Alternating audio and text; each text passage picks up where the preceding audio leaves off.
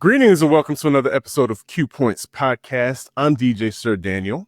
And my name is Jay Ray, sometimes known by my government as Johnny Ray Cornegay III. And Sir Daniel, we are back with our QP one-on-one. And I'm super excited for the brother that is joining us this evening. One-on-one. We're having some fun on Q Points tonight. Hey. I just had to do it. It was just right there.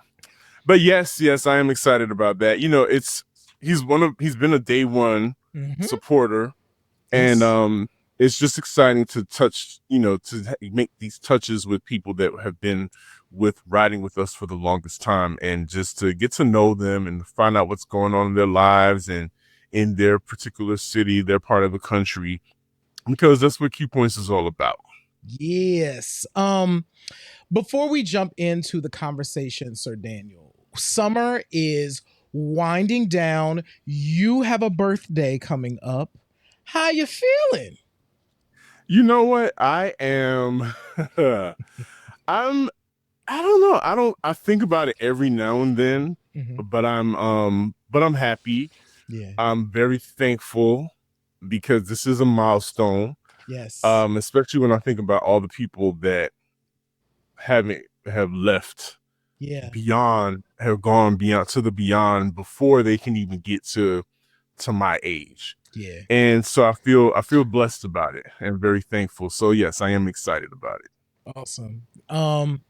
One of the things that's really important to us, as DJ Sir Daniel indicated, is that we have an opportunity to chop it up with folks. And tonight, y'all, joining us on the show, we got his bio and everything. So it's really, really dope. But as Sir Daniel mentioned, Trey Payadue is one of our day one listeners. And Trey was raised on the West Bank of New Orleans, the New Orleans metro area, in a small town called Marrero. I think, okay, yay, haha, all right, we're doing good. Louisiana. Brought up in the Black Catholic Church, Trey was completely immersed in New Orleans music and Black culture through local fairs and famous celebrations like Mardi Gras, New Orleans Jazz and Heritage Festival, and the Essence Fest.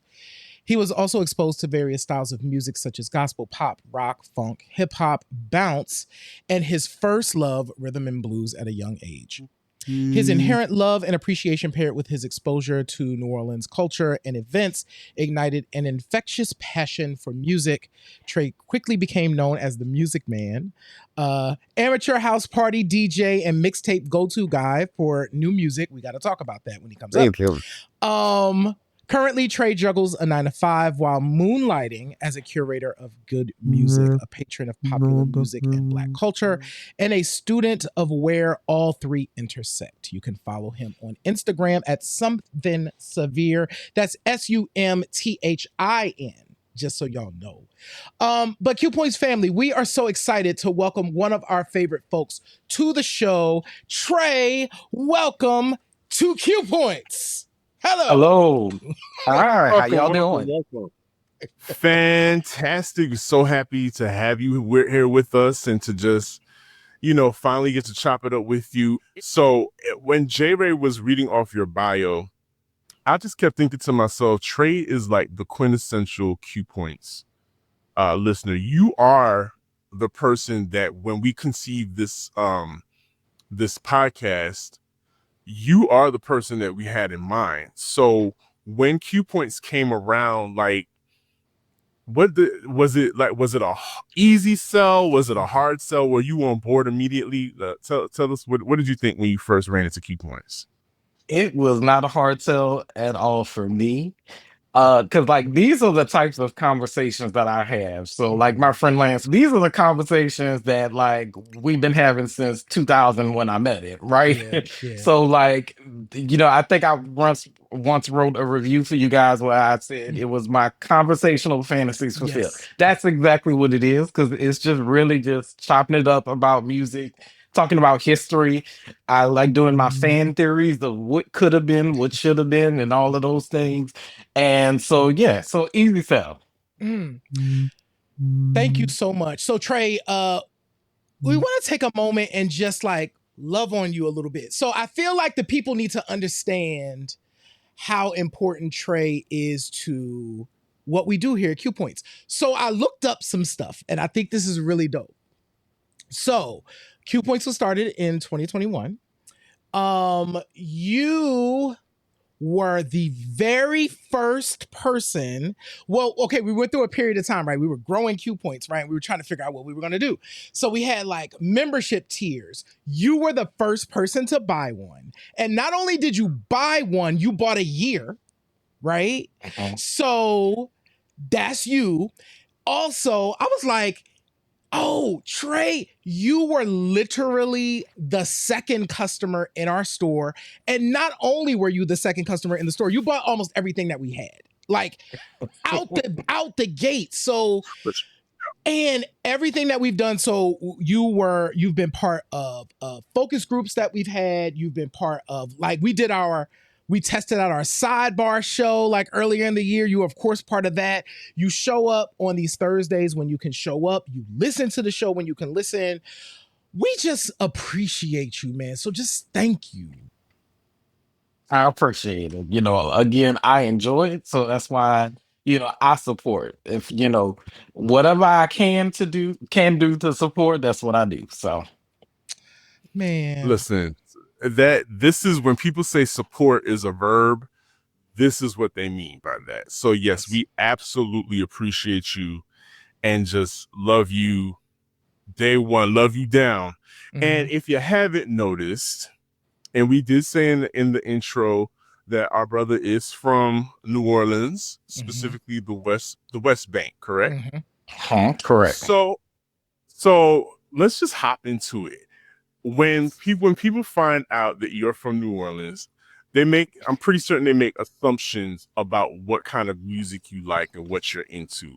So just give us a little insight into the breadth of what you appreciate. We heard a little bit in the bio, but tell us a little bit about your music taste. So again, my first love is just R&B.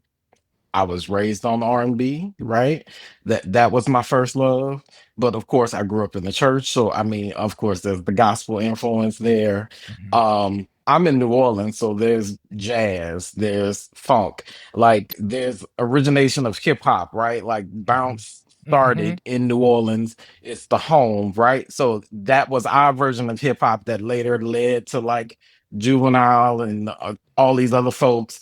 So of course I was a part of that culture coming up. But also like I have influence from both my mom and my dad. Like my dad was into like rock, like I would go steal and listen to some of his like rock albums, like Pink Floyd and stuff like that. So like of like everything, which is honestly kind of the culture of New Orleans. On any random night, you can go somewhere in New Orleans and you're gonna find at least 5 bands playing in different pockets of the city, and they're all playing different music, different things.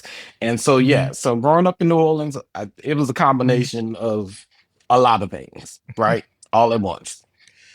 To that point, who was the first artist that you remember just like absolutely falling in love with, and that was like your artist? Who was that, and why did you fall in love with them? So that is an easy one for me. I'm gonna be honest. Janet Jackson. Okay. All the way, 100%. So I was a kid. I was born in 1981, right? So I wasn't here for the first album, but I made it for the second album, right? and, and so like just seeing like of course videos with the I tell people all the time I'm an MTV baby, right? I was born when MTV was created. I had big cousins who I grew up, that's what we watch. You sitting on my lap, we gonna watch MTV, we gonna watch these videos, right? And so one of the first artists that I just absolutely fell in love with the music was Janet Jackson, right? I was a kid who loved to dance, right? There was always so much energy in her music. Like the subject matter of the music was always to me just like fun, and it just kind of captured my imagination as a kid. And for me it's just one of those artists because like I really feel like Janet came into her own on that Control album. So like Yes. I think that's when I gained consciousness or awareness. And so for me all of my life Janet has been one of those artists that have been a part of my life like from the very beginning. Ooh, okay, so now we have to ask the question. It's funny that you Sure. mentioned that you came in on Dream Street because, as DJ Sir Daniel knows, and you probably know by now, Trey, that's like not my favorite. So that's really interesting. So here's the question: what's your favorite Janet album? I'm curious. Velvet Rope. Oh, good Hands down. choice. Velvet Rope. It Mhm. is for me, it is, I guess, her most introspective, most personal album.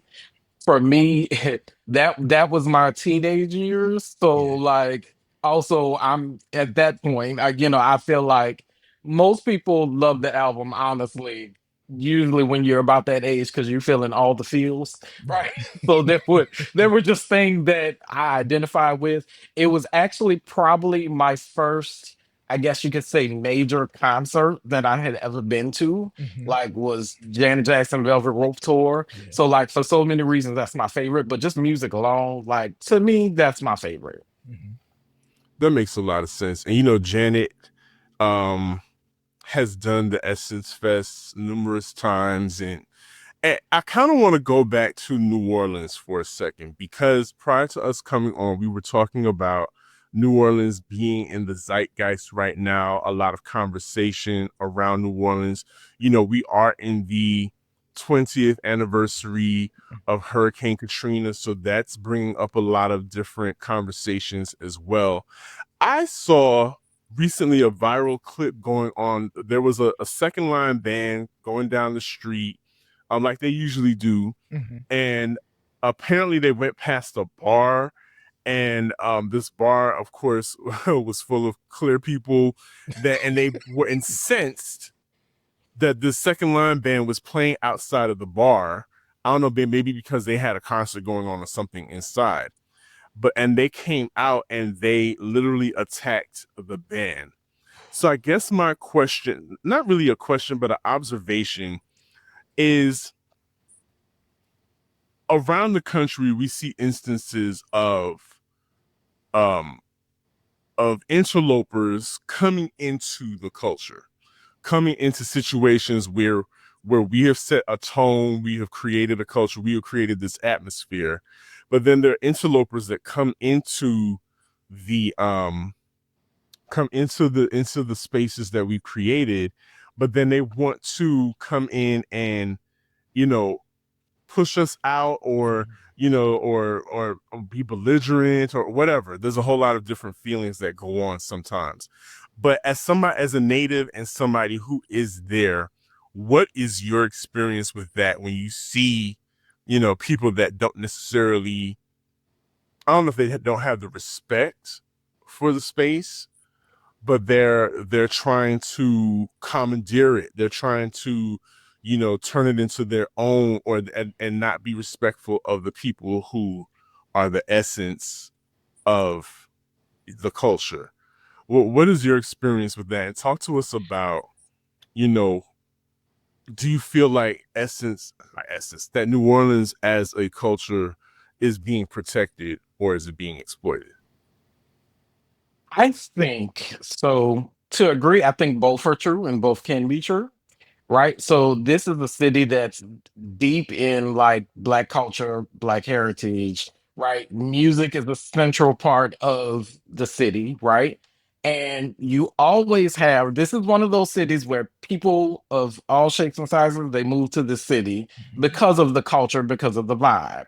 But there are also those people who move here, but then want to change aspects of the city, right? Mhm. So, like, it is not unusual for a band to be playing in the street. It is not unusual for you to go down Bourbon Street or some other street and there's teenagers, sometimes kids, playing the bucket drums on the Mhm. street. Like, it is not unusual to see those things, right?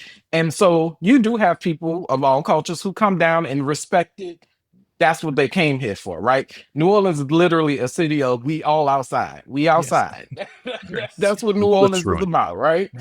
Right. And but you always have those folks who come in, and we know how it happens. They come in and then they want to change things, right? It's like you move into the French Quarter, you pay $1 million, $2 million to get this property in the French Quarter, but then you get mad when somebody is playing in the band till 2 a.m.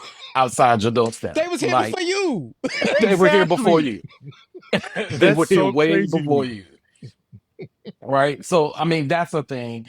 And it also like culturally, like I'm probably gonna say something that might be a little controversial, but like there are styles of music that have started here or things that have started here that other folks have kind of taken a piece of that culture here, a piece of that culture there. Like there's so many people in New Orleans that influence the music industry, period. And this has been forever, right? Yeah. For years, right? And so there are things, and the latest thing that I can just point to is, for instance, right? So bounce music, bounce culture, right, started here in New Orleans. It was based off like one of the original bounce songs was actually based off a track, Drag Rap. That was a rapper or somebody from New York City, but they took that one thing and then turned it and flipped it to something else, right? And so bounce music has grown over the years. Then you had a period in the 2010s where I'm gonna call out some black people too, who they latch on to this culture, this black music, and then all of a sudden you see it in popular music. Drake is doing it. What's G-Eazy is doing it. Like all of these people are drawing from that culture because that's the sound they wanted at the time. Right. But then when they're done, they leave it right there, and then we on to the next thing, right? Yes. And don't get me wrong, there are artists who pay respect and they do it right. So like for instance, Beyonce. People gonna say Beyonce. Beyonce has borrowed from Louisiana culture, New Orleans culture for years, right? But I've always felt like Beyonce has kind of been, like she grew up in Houston. A lot of us Louisianans, New Orleans folk, we have a synergy with Houston. That music traveled back and forth. We got screw music, they got bounce music, right? And so, but there was always like a respect there. And like, she's borrowed things, of course, but at the same time, Beyonce was also one of those folks who have given props or recognized the folks who like created it. Like, I've been in a concert and she on stage, she was at the Essence Fest, Josephine Johnny, and she said, "I got this from y'all. Y'all better get hyped." Like, right? Like, so like acknowledge what you take or what you recognize, You know what, Trey? I'm curious because you mentioned second line, or we were just kind of having this conversation. If you can describe, for those who don't know, I don't want to assume that the people that are tuning into Q Points know what that experience is like. How would you describe the second line experience? The feeling, all of it. I don't know if there's a good way to describe it because it's really so many things, but really it's just literally the power of culture, everybody being on the same page, right? And just experiencing, right, this music, this joy. Sometimes it's for a purpose, right? Sometimes we are notorious for celebrating somebody's death with a second line, right? So it might be somebody famous who the city has embraced, and we're gonna have a second line to celebrate, right? It's the celebration of life, right? And it's a celebration of the life we have, celebration of life we're remembering. And so it's really just one, I don't want to say big love fest, but it's really just the spirit. It's really one of those cities, it's one of those things where you just feel the culture and the spirit of the city. Best way to describe it. That's a great point, because I think with a lot of black diaspora, well, is this the right word? Diasporic? Diasporic? That's right. That sounds right. Y'all know what I'm trying to say. Black folks, wherever we are spiritually, we have an outlook on life and death. And I think across the board, you see when somebody transitions, it's a celebration because we that has been passed down, is that we understand that there's something on the other side. And in order to usher that person into the other side, there has to be some type of celebratory a celebration. And the music is with that. And I love, and it's so funny when I hear people, and I've said this before on the show, I hear people talk about or try to create lines between who we are as people, whether we can where the shit dropped us off, and trying to say that we're not connected. No, we all are connected. Like when you listen to bounce music, to me, call and response is something that we see across the diaspora. Call and response is in every last one of our cultures. And so that's why when I got introduced to bounce music, it just felt natural, like a natural extension of how we all celebrate. I'm from the West Indies. Carnival is the same thing. We're all out in the street in plumage, colorful, winding our waistlines to no end.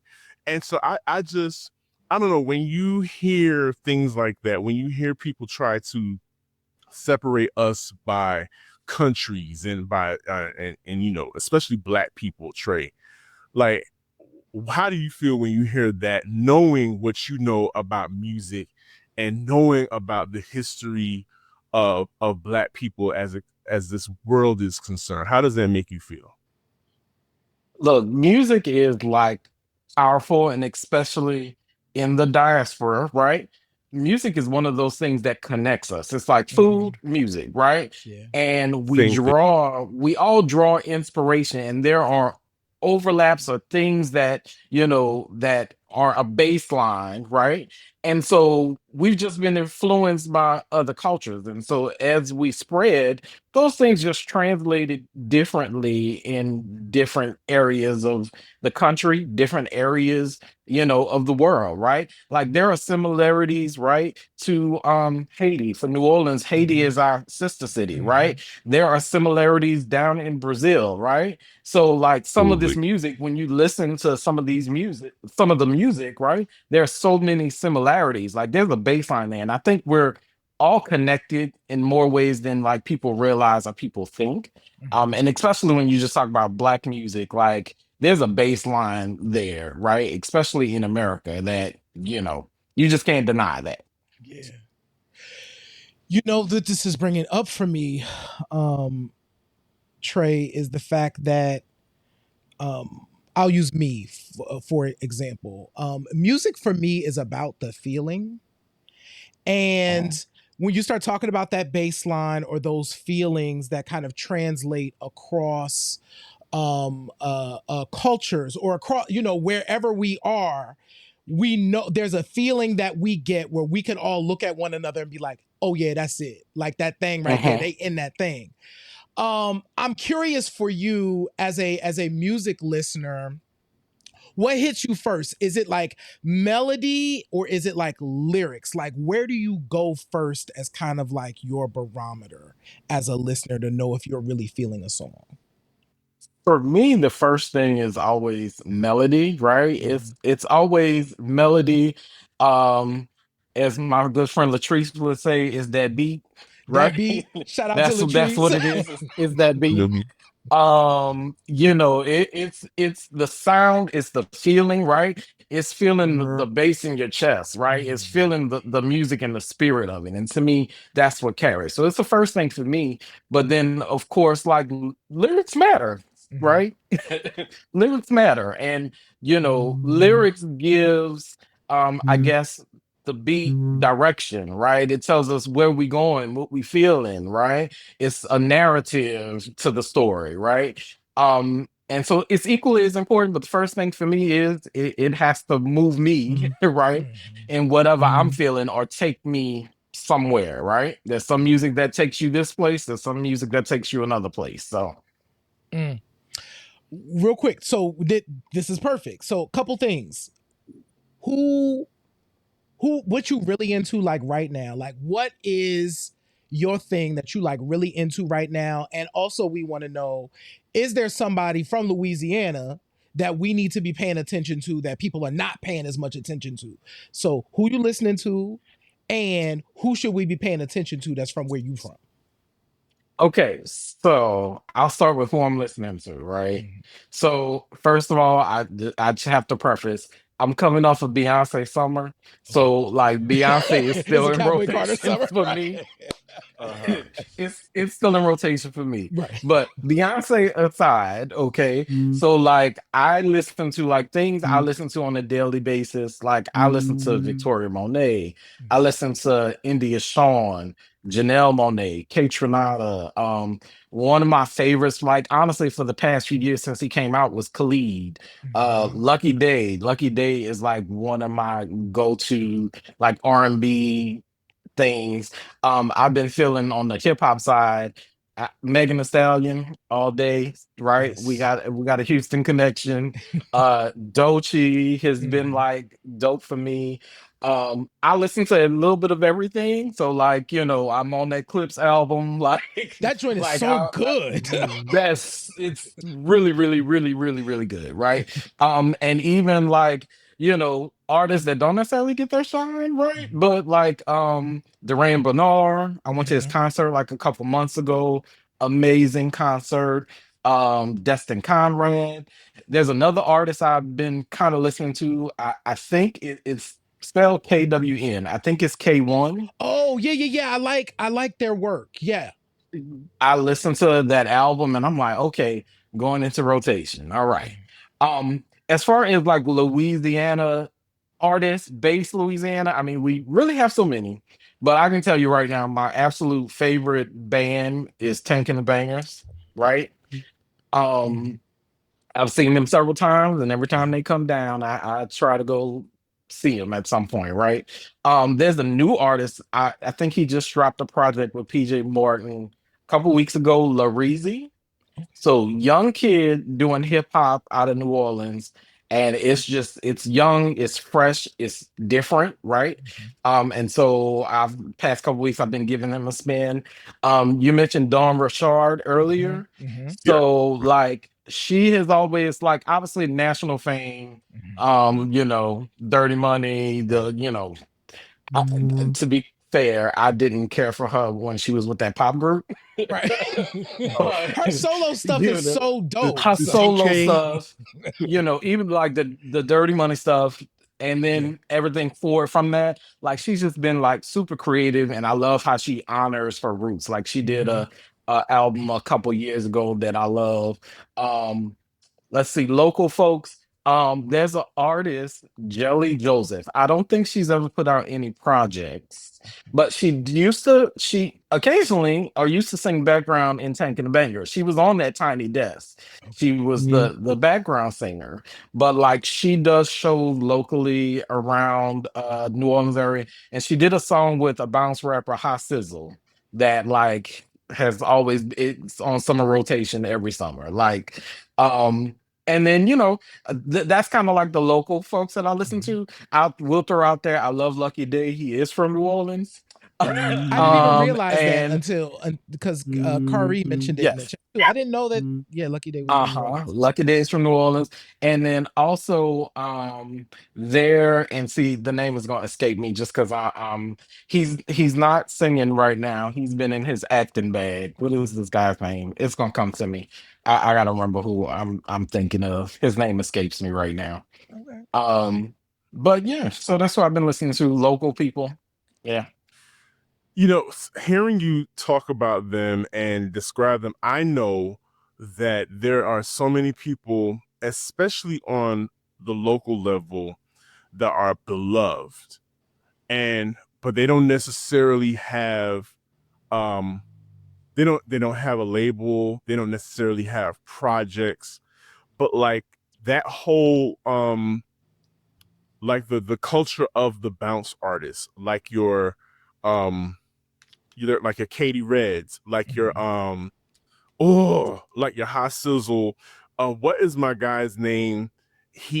People are always comparing him to Frida because he came out before Frida, and people are always like, well, why aren't you as big as Frida?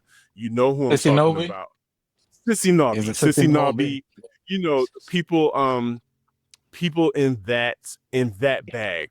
I've noticed that the city embraces them.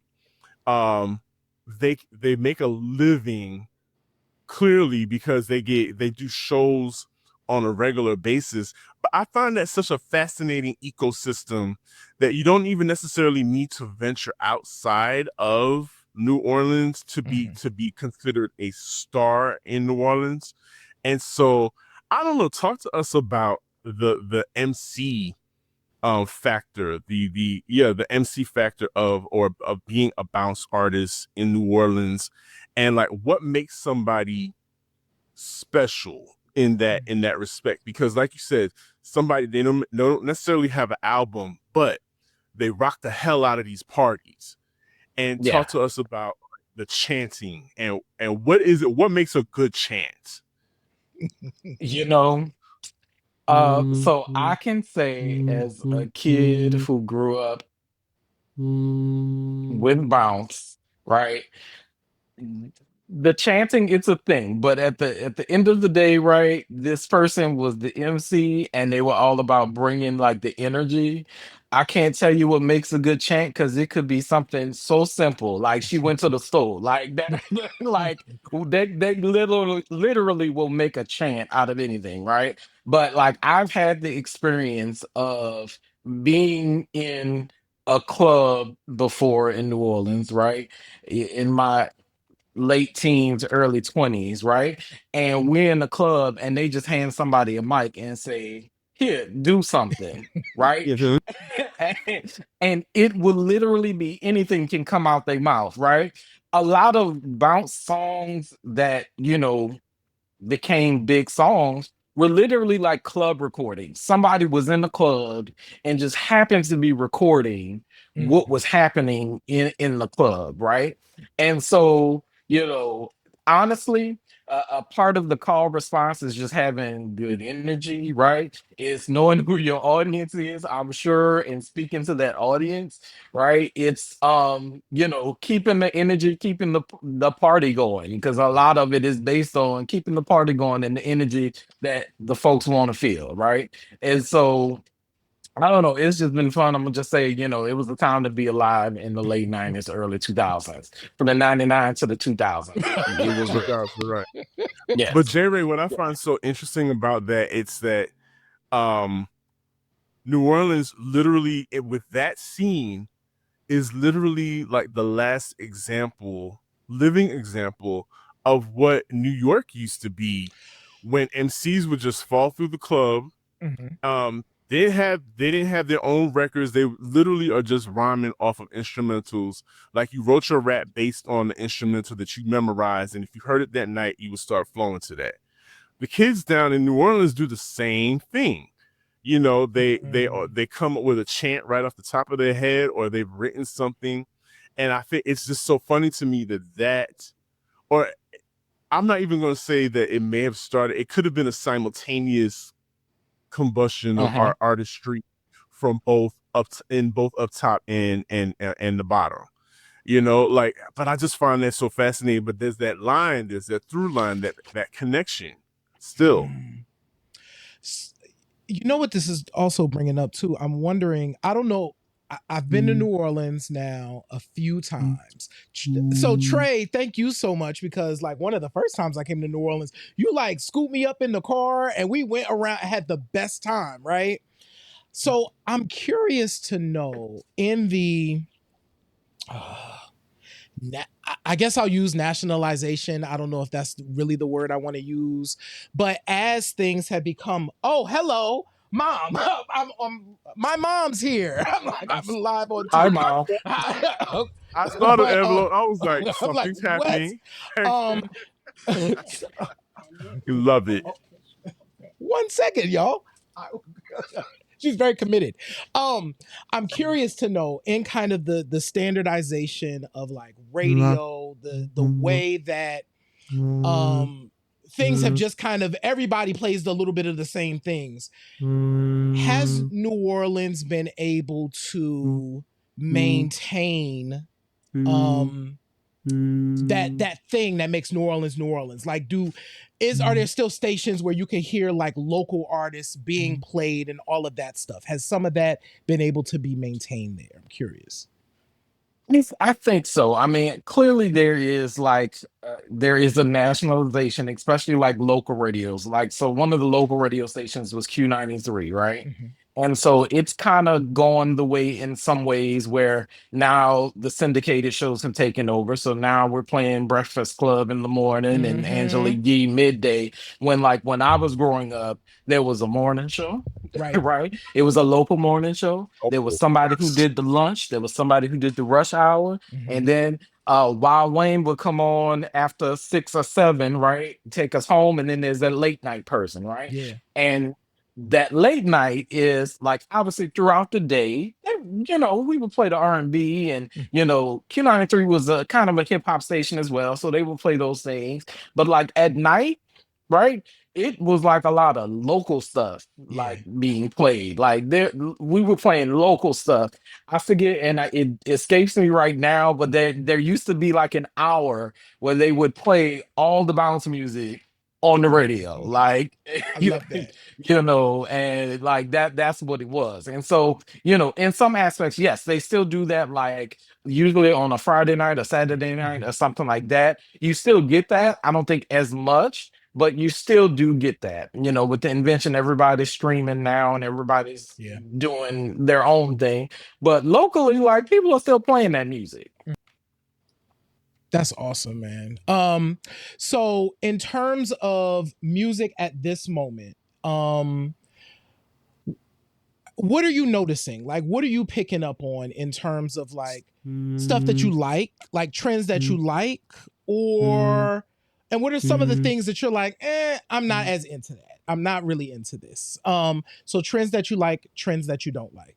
Okay. I'm gonna stay on the positive side right now. I really like that. I feel like we are finally turning the tide on this depression that has happened in hip hop and R&B music in the Talk about it. 2010s. Like, so I feel like we're finally turning the tide into like music that is more like joyful and it's different. It's not all of this slow, everybody is not on syrup. Like, I feel like we're finally turning that tide. The other thing is that I'm enjoying seeing artists bring like musicianship back, right? And like especially in like the R&B space, like there are artists like her, right? Who, is playing the music, right? There's artists like Victoria Monet, who like you listen to her album and it's not just like, sample tracks. Not gonna say she doesn't have anything mixed in there, but there's like musicianship in it, right? Like it can easily translate to a live band playing this on stage. You got R&B is not dead. Like there are people out here who are doing the thing. It's a modern R&B, but still R&B like nonetheless. And then you got people who are doing the traditional R&B as well. So I like that we're kind of seeing that turn, especially in R&B. Also in hip hop, I'm happy that some of us are rapping again. Some of us. Yo, they rapping now. I'm excited. Right. It's a very exciting time for sure. It's a They very are exciting rapping again. And so like, I'm loving that trend. I'm loving that trend. I think, a lot of folks are getting back to like lyricism, right? And like words meaning things like, like all of that. So like I am excited to kind of see that. I guess thing that grind my gears a little bit. I know we're in streaming culture right now. So like everybody is making short tracks to like, I guess, appease the streamers to get the streams up.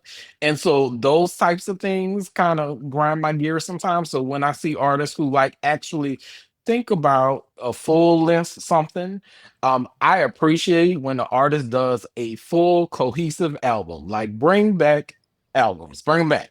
Like, give me a concept give me a rollout, like, give me something, right? So, that's the thing that I'm still looking for. And there are artists who are out there doing it, but that's what I want to see. I love that. You know what? The time has come, J. Ray.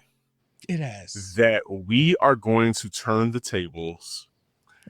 And Trey, we want to give you the opportunity to ask us anything that you've always wanted to ask J. Ray or myself in regards to Q points, podcasting, whatever it is that's on your mind. This is your opportunity to just, get inside our heads and just ask any question that you've ever wanted to know. Okay. Before I do that, I'm just gonna take a second, right? And so you gave me your flowers earlier. So I am gonna give Jay Ray his flowers right now. Because like I mean, we've been knowing each other, I guess, for like 20-ish 20 years. years, maybe at this point. Yes. But you may not even know or remember this, but we're coming up on the 20th year anniversary of Katrina, right? Yeah. So I'm bringing this up because I was reminded of this.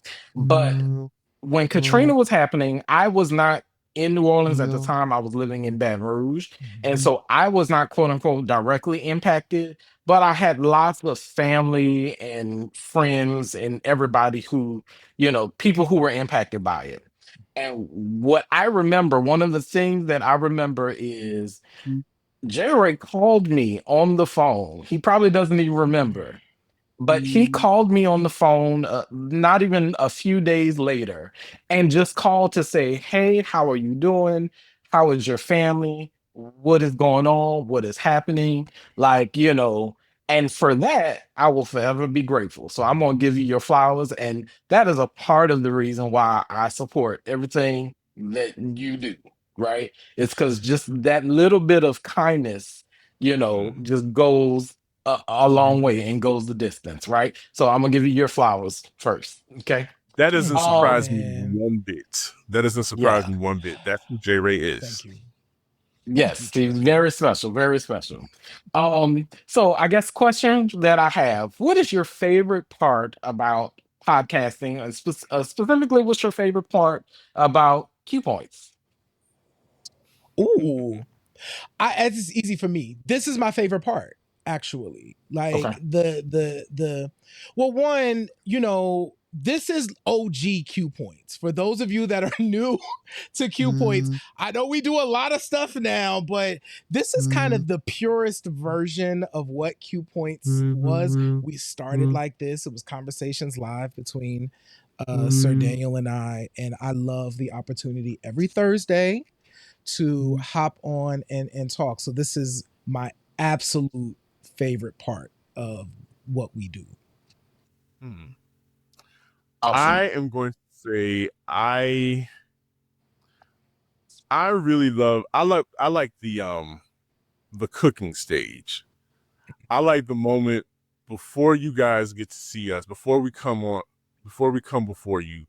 I love when J. Ray and I get to, and it's hilarious when we get on these sprees, we get on these tangents, and we just have one idea will spark another idea, will spark another idea, and it's just limitless. And yeah, that's one of my favorite parts. And I think what I enjoy about this podcasting journey is the fact that I I've partnered up with someone like a J. Ray that makes it easy, that makes it enjoyable. And knowing the fact that we really do have a love for what we're talking about makes it so seamless and so easy for us to do. So I think that's the best part, is that if you're going to do this thing, if you're going to do it solo or if you're going to do it paired up or in a group, just knowing that you are, I guess, equally yoked with the person that you're working with really, really makes a difference in your journey.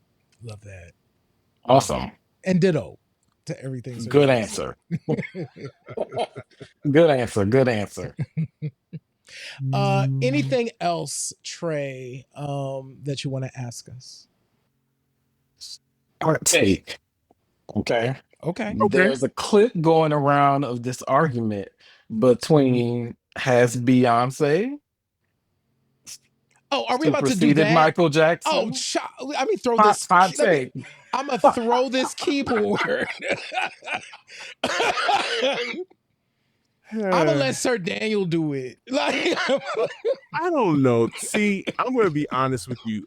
Conversations like that exasperate me because it's just one of those things when you try to throw Beyonce or Chris Brown in those conversations. It's like when we were growing up, nobody ever said, or at least I didn't hear anybody ever said, "Oh, that's the next Sam Cooke." Michael, you know what? That's Prince is the next Little. You know, he better than Little Richard. You know Prince what I'm saying? wouldn't even say. Prince wouldn't look at you crazy. Prince would never say that. Yeah. He would never say it. So I just think, I think whenever we hear those things based on the times that we're in, I just think it's rage baiting, it's clickbaiting. It's just a way to get people to start these fake, intense conversations about people that you don't even, I don't even think that you're really into them like that. A lot of the people that want to have those conversations probably know a handful of Michael Jackson songs. And that's it. And that's it. And want to make those comparisons. I don't even think Beyonce would make those comparisons. She would not. She would not. She would not. Michael Jackson, and we've done this show about one of ones.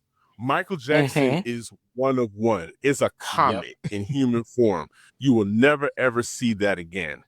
Beyonce is exactly the same thing for completely different reasons.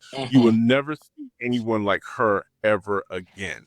So I just, as someone, and I don't mean to sound elitist, you know, even though Q Point's podcast is elite podcasting and music conversation. Talk your stuff. We don't indulge in those conversations because we just know better. I'm sorry. We just know better. We just don't think it's, we're up here on our pedestals and we're looking down like, hold on. We're like Blue Ivy looking down from the balcony. Yeah, like y'all still talking about stuff like that? Come on, you can't be serious. So no, I absolutely agree with everything that Sir Daniel said. I think it is weird. I think it's part of stan culture too.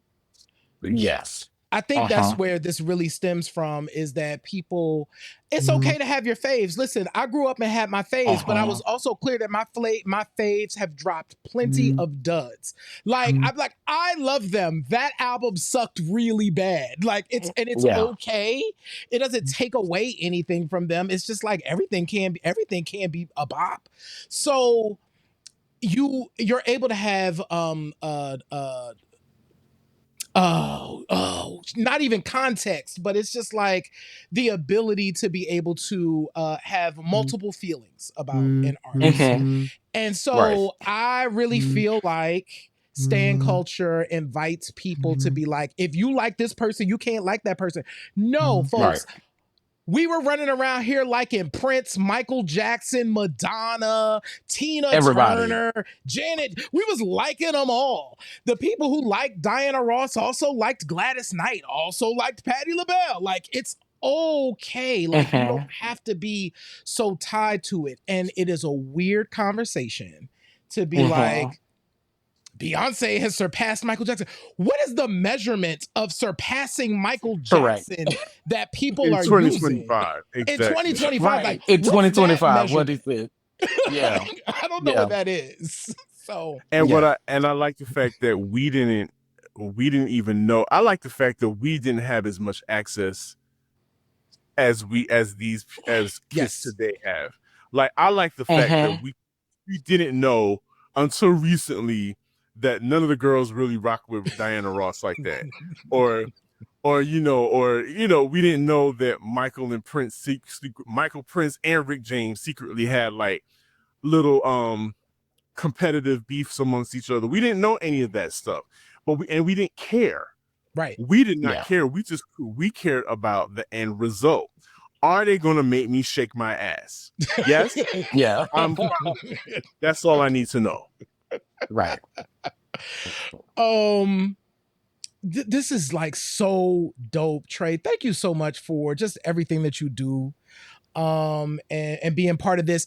Is there anything else? So we have a few minutes. Is there anything else random happening in pop culture that's been kind of like that you've been paying attention to that you want to just kind of bring up on the show? It could be anything. It don't even have to be music. I don't know. It's been a quiet week, which is a good thing. You know, it's been a rough 2025. It's been a rough 2025. I feel like the past 6 months I done aged so much. Yeah. So much, you know. But right now, I mean, I would like to go into this fall, right? Like, I know it's not gonna happen, but I need everything to calm down just a little bit. Just everywhere and everything. I just need everything. Let's just take it down a notch. So that's what I need right now. That's what I need. I do want to jump into, so just piggybacking on what you said earlier.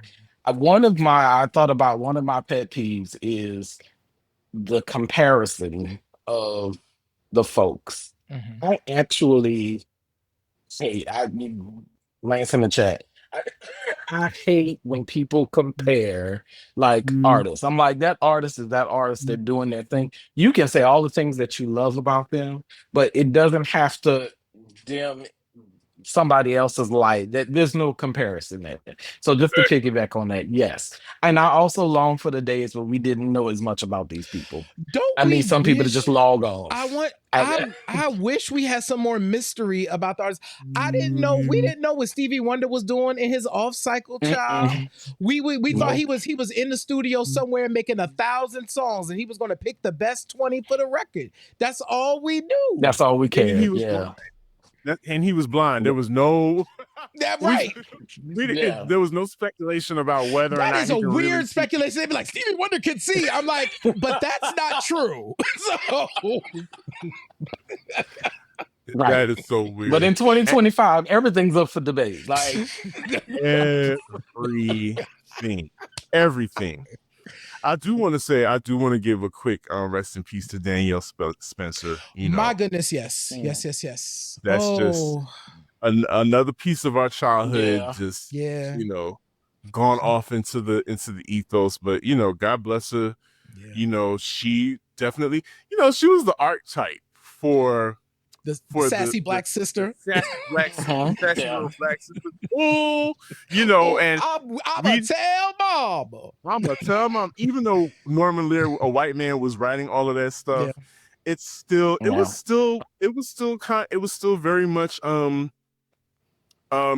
unique, but there was a realness to it.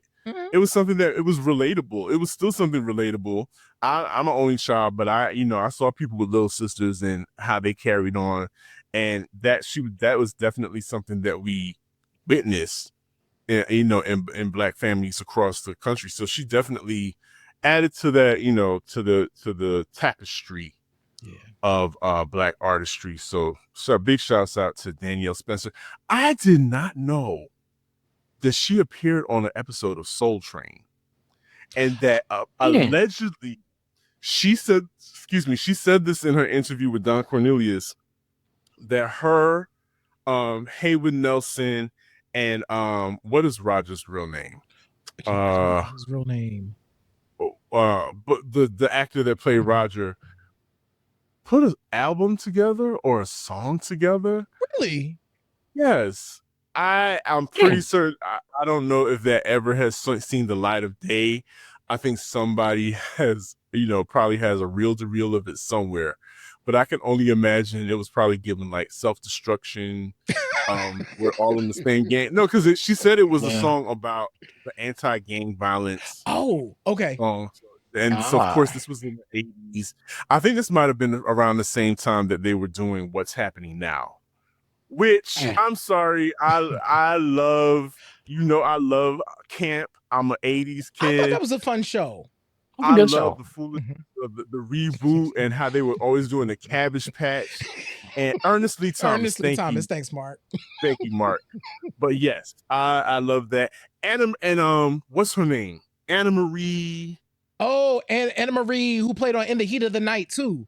She's a legend in Black Hollywood. Underrated actress. So funny, so hilarious. So I didn't mean to go down this. These are the kinds of conversations, y'all. This is how we get into these rabbit holes. Can I ask a question? I know we was gonna go here, but since we here now, we just talked about what's happening now. What's your favorite 80s sitcom, Trey? Just curious. Black sitcom. Or that feature black people, because none of them were really black sitcoms. 227. Oh, good choice. Yes. That was a black sitcom and a great show. I'm telling you, Marla Gibbs sang the heck out of that song. Yes. I mean, No Place Child. Oh, yes. What was it? Ooh, baba doo bop, my boy. Yes. Yes. Legendary. All of that. Wait a minute, Jerry, have we talked about this? What is yours? Oh, 80s black sitcom. I think it is Amen. I think it's Amen. Another awesome theme song. Yeah. Another awesome thing. Baby, the Black Shows is going to give you a theme song. Listen. Yes. Okay. What about you, Sir Daniel? Oh, that's I don't know, because those are some heavy hitters. 227, Amen. I'm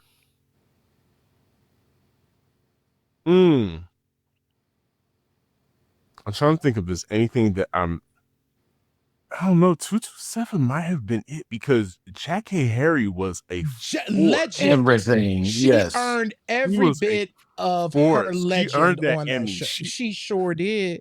Earned that Emmy, and I mean, Sandra Clark was it. Okay. Everything. Yes.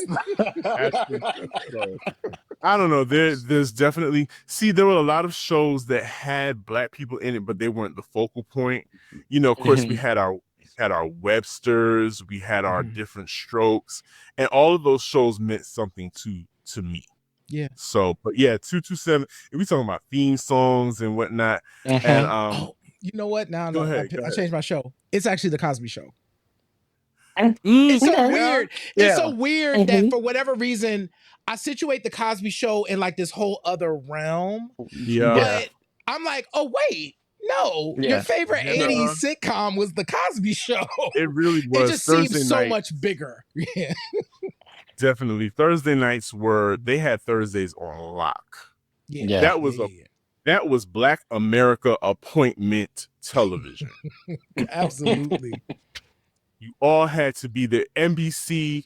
What was it? NBC be there? That was the slogan. Because they did the whole. Remember they did the commercial. They had Jackée and Marla Gibbs and doing all the networks and everybody. Yeah.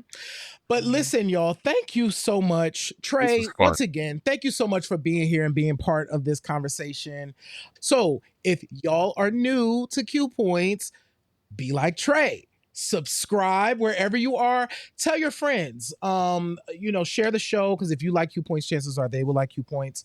Visit our website at qpoints.com. You can watch our entire archive of episodes, and there are lots of episodes to see. Visit Q Points Magazine at magazine.qpoints.com, where you can get some other content and support the show by shopping our store at store.qpoints.com. We appreciate y'all. We love y'all. We certainly do. So without any further ado, what do I say every week? In this life, you have an opportunity. You can either pick up the needle or you can let the record play. I'm DJ Sir Daniel. My name is Jay Ray. That's Trey Payadue. Yes, there you go. And this is Q Points Podcast, dropping the needle on Black music history. We will see you all on the next go round. And I mean, No Place Child. Peace, y'all. Peace.